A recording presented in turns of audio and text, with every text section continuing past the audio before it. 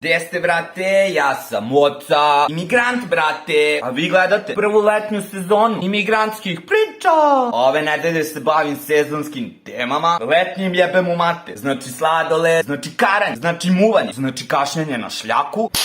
Znači komarci, jebeni komarci. A rekao mi je jednom kum, mislim znam da je želeo dobro. Zapričao se tako čovek, pričao mi nešto o prirodi i kako je savršena. I romantizirao o tome kako se ne treba ubijati komarac. Ja znam da sam rip-offao od Jim Jeffriesa za ova balene kure.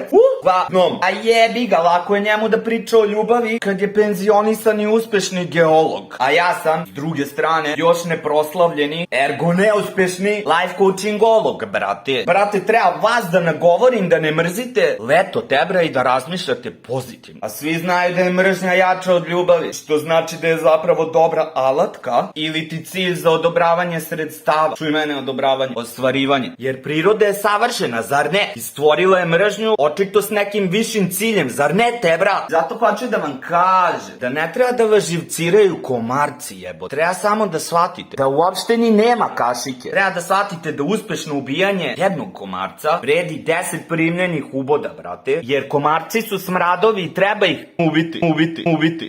I treba uživati i ceniti svako pojedinačno ubistvo komaraca. Koliko god vas svrbelo. I još jedan life coaching savjet po tom pitanju. Slobodno puštajte paučinu u sobi da bleje. Jer komarci se uhvate na paučinu, brate, i pojedu ih pauci. Uglavnom, slobodno ih ubijajte po zidovima.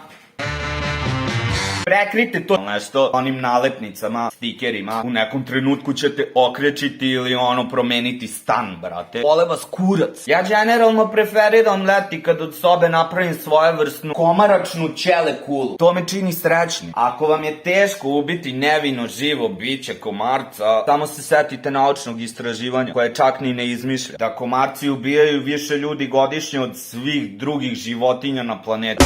Bam, bam, bam, bam. Back to back, Westside baby. Kuda da bežem svuda oko mene rija.